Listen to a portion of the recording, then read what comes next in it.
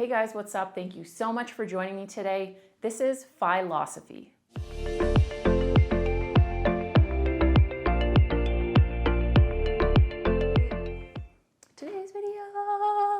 Today's video is a net worth update and fire chat for April 2022. Let's jump into the numbers. To recap, from March 2022, my net worth was just over $139,000. So as usual, we're gonna break down each of my accounts, how much my accounts have gone up or down, and then we'll get into my life updates later in the video, so stick around for that. So first up is the equity that I have in the 2 condos that I own, and that is currently at $82,839.49. This is an increase from the previous month of about $633. The next item on this list is my DCPP. This is an account that I had with work at my previous job, and I've just rolled it into a new account. So the balance of that account at the end of April 2022 was $3,460.16. This is a decrease from the previous month of about $132. Next up is my RRSP. This is where I hold the majority of my investments, and the current balance at the end of April is $51,829.88. And the decrease from the previous month was over $2,000. This is coming from the market going down, and I also ended up selling all of my international index funds.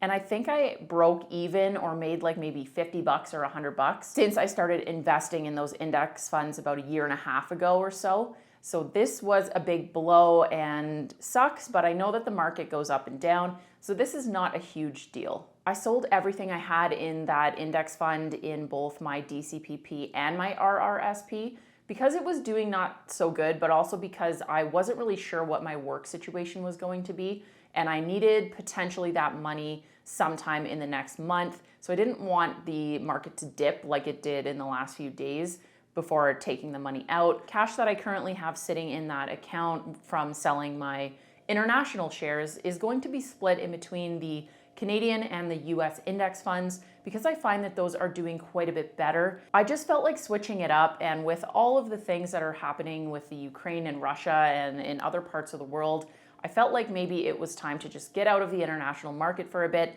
see how things play out, and then also have a bit of a cash cushion to fall back on if I had to take money out of my RRS. Next up on this list is my TFSA. Currently, I only hold one stock in that account. That is CMC, Cielo Waste Solutions. And again, it's not doing very well. The current balance is $1,245.79. That is a decrease from the previous month of $375. Next up on this list is my vehicle, still valued at $5,000, and I will potentially be selling it in the next month or two. I'm hoping I can get a little bit more than that, maybe closer to $7,000 or $8,000, but we'll see when the time comes. And finally on this list is my line of credit. This is a $10,000 line of credit that I took out in January because I was no longer working and expecting to go back to school. Once I decided to not return to school, I have been just living off of that $10,000, and the current balance of that is negative $6,654.97. This is a decrease from the previous month of just over $1,000. So this brings our total net worth for April 2022 to $137,720.35. This is a decrease from March 2022 of about $1,321. So I've seen a bit of a dip this month, but not as substantial as I was expecting, mainly because of that RRSP account dip. I thought that I would be way lower than I am. I have some updates for you in regards to how I'm going to be building my net worth back up, and we'll talk about jobs. All right, so let's get into some life updates. I already talked about the investment changes that I've made and why I've made them. I'm not really sure if I'm going to stick with the US-Canada 50-50 split going forward. I did end up getting a letter from TD in the mail, which had mentioned that some of their E-Series line was maybe not going to be around anymore. They were switching something up. It had something to do with the commissions on those investments, so I haven't seen anything change really at the moment. I'm not too sure what's going on with that. I've tried to look into it, but haven't really found a ton of information.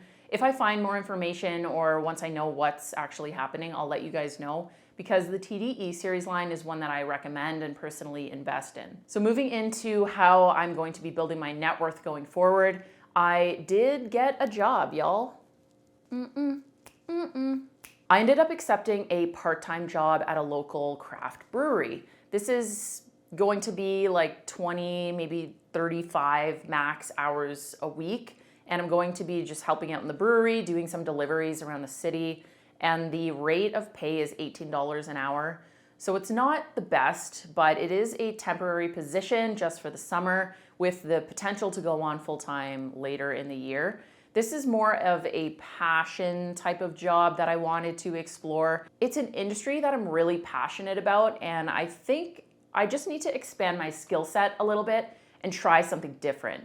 When this opportunity came up, I jumped right on it. So this is a brewery that's about a 30-minute walk from where I live. This is why I'm considering selling my vehicle, and I'm really looking forward to it. I start in a couple of weeks. I'm doing some travel in between, which we'll talk about. Fire opens so many doors allowing you to do this kind of thing. And because the last 6 or 7 years, I've been saving up quite a bit of money and I have this nest egg, I feel like this is the best time for me to try something different. Another thing with job hunting is I had a second interview at a company yesterday that is a very cushy job. It pays over $100,000 a year. It's working from home with travel within the province that I live in.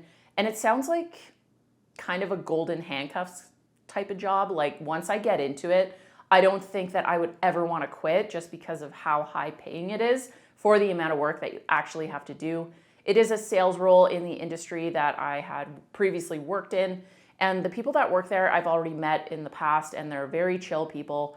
So I'm hoping that I get a call back for that job. I will probably do both jobs for a little bit. I'll do the brewery and then do the full-time regular job as well. And I'll try to keep doing YouTube if I end up doing that. I'm going to have to figure out where I want to go in life right now, because doing YouTube is something that fills the majority of my time at the moment.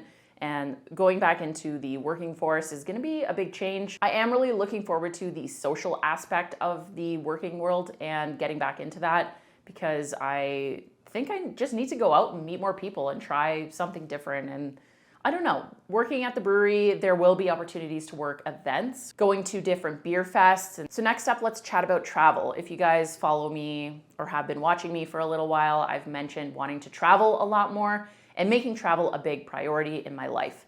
So recently I have booked a few solo trips. I booked a trip to Yellowstone, Vancouver, and this weekend we're going to Canmore, which is really close to Calgary where we live.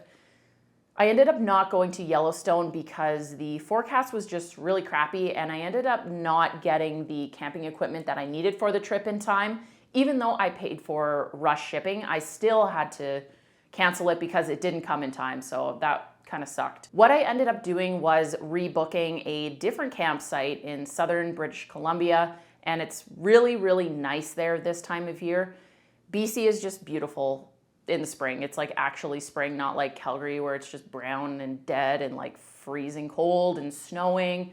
So I ended up booking a 3-night stay in the Okanagan Valley in British Columbia, and I'm going to be going there next week. So stay tuned for a video all about that trip. The campsite was like $33 a night. Gas is going to be expensive to get out there, but otherwise this is going to be quite an inexpensive trip, and I'm highly looking forward to doing a solo road trip again. This week I went to Vancouver solo for 2 nights, and I am going to be making a video about that, so also stay tuned for that video. I ended up spending just under $700 for 2 nights to go out there, including flights, hotel, food, activities, everything. I think I got pretty good value for that amount of money, and I ended up getting amazing weather. Solo traveling has really opened my world up. I didn't really know how I was going to react to being out on my own and doing things alone, but it was actually incredible. Like, I love walking around a new city to the point where I walked 30,000 steps in one day in Vancouver. I just love walking around and taking photos and everything. So I had a blast. I highly recommend it. If you are someone who's considering solo travel, dip your foot in the water, go somewhere that's not too far away from home. maybe like an hour or two on an airplane. Go within your own country. That will give you a much better idea of what you enjoy when you are solo traveling and if it's something that you would like to do and pursue in the future. I know for me, this is going to become a big thing in my life. I've always waited around for other people to want to go on trips with me before going on a trip. And now I have the confidence from the Vancouver trip to do things on my own, and that's really exciting. The last thing I wanted to talk about is I recently picked up the Early Retirement Extreme book by Jacob Lund Fisker. This is a cult favorite in the FIRE community. I have to say that I probably enjoyed about half of the book. There were a few tidbits in there that I thought were beneficial and interesting, but for a lot of it, there was like a shit ton of math and just going through different scenarios and everything, and it's very cater to the American market where it just talks about like Social Security and stuff like that, where we have different retirement things like CPP, Canadian Pension Plan, and OAS, Old Age Security. So it's just a different way of looking at FIRE. And there were some really good paragraphs in the book. Like I took a couple photos like I did in the last book that I went through, and I wanted to share with you what I thought was beneficial and what stood out to me in this book. Okay, let's go from here. This is on page 209, and it says, many associate effort with taking action, but not taking action is also a form of action. In fact, often not taking action is just what is required. The easiest way to get in the right frame of mind is to stop thinking like a farmer and start thinking like a hunter. A farmer and a modern salary, working, and businessman gets rewarded by activity. The more he does, the greater his reward. Conversely, a hunter isn't going to catch anything if he thrashes around in the woods frantically looking for prey. A strategy where he first identifies the best place to hunt, skill, and then waits patiently for the opportunity to present itself will be more successful. In this sense, the farmer turned hunter is his own worst enemy. Patience is a virtue that can take years or maybe even decades to develop. An impatient investor is likely to fire all of his arrows before the situation is optimal and will never make as much money as someone who can wait. I think this is huge because it perfectly ties into investing and how if you are just starting out investing and you're picking stocks and like what's happening right now with the market, it's kind of going like this. If you're down in a dip and you panic and you sell everything that you had invested, you are realizing that loss and you'll never get that money back. The people who can hold out and wait for that dip to come back up are going to be the people who profit, and the people who buy down here, when you put money into the market when it's down here, when it eventually, it might go lower, but when it eventually comes back up, that's when you make a lot of money. A big proponent of that is maintaining your income while there is a dip, which isn't really 100% guaranteed, but if you can maintain your job and keep your expenses low and keep investing while the dips are going on, you can kind of look at it as the investments you'd normally buy being on sale. So you can get more of it at a lower price. And once the market does recover, you'll make a ton of money. And that's the way that I look at investing. And it took me quite a long time to look at it this way. But buying when the market's down is better than buying when it's starting to trend upwards, where everyone wants to jump on that bandwagon and just buy a bunch of stuff. It's already overvalued. It's probably going to go back down. So just something to keep in mind.